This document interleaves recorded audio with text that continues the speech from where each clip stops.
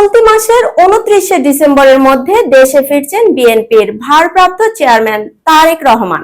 দেশে ফিরে আগামী ত্রয়োদশ জাতীয় সংসদ নির্বাচনে তিনি বগুড়া ৬ আসন থেকে নির্বাচনে অংশ নেবেন।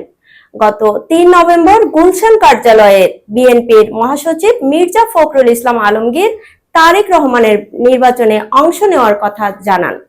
তবে তিনি নির্বাচনে অংশগ্রহণ করলেও এখনো পর্যন্ত ভোটার হননি। চণ্ডীগড়ে ৫ ম্যাচ টি-20 সিরিজের দ্বিতীয় ম্যাচে ভারতকে ৫১ রানে হারিয়ে সিরিজে ১-১ সমতা ফিরিয়েছে দক্ষিণ আফ্রিকা। দর্শক, এখানে শেষ করছি। আল্লাহ হাফেজ। মনে অনেক কষ্ট পেলেন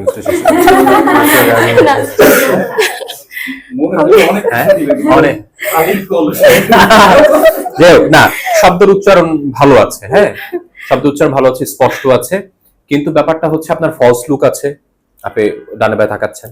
স্যার, আমি সবাইকে দেখছি আর কি দরকার দরকার নাই তো, আপনার কাজ হচ্ছে আমরা দর্শকদের দেখছি। এমনিতে আমার এমনিতে আমি তো নিউজ পড়ি, দেখেন, কিন্তু আমার এখন শরীর কাঁপতেছে, ভিতরে কাঁপতেছে, কি অবস্থা।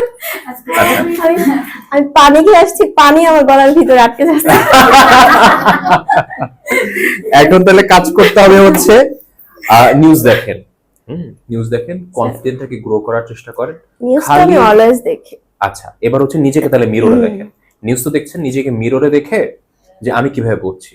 এবং একটা ব্যাপার আছে, আপনার উচ্চারণ অনেকটাই ভালো হয়েছে, অনেকগুলো শব্দগুলো, কিন্তু একটা নিউজে টোন পাই নাই। বললাম না, প্রত্যেকটা গল্প, প্রত্যেকটা নিউজ, শরীর যেভাবে কাঁপছে, নিউজে টোন আসবে না, তাহলে কাঁপাকাঁপি অফ করতে হবে।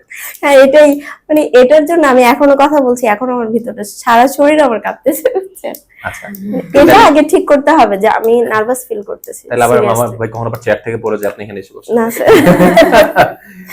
নিজেকে যে আপনি কিভাবে প্রেজেন্ট করছেন, আপনি টানা 30 দিন নিজেকে দেখবেন, যে টানা 30 দিন দেখেন, দেখবেন 30 দিন পর আপনি যে একটা ডেভেলপমেন্ট ফেজে আসবেন। আনা তো নিজেকে সারা দিনই দেখা হয়, ওই যে নিজে পড়ছেন কিভাবে সেটা দেখেন না।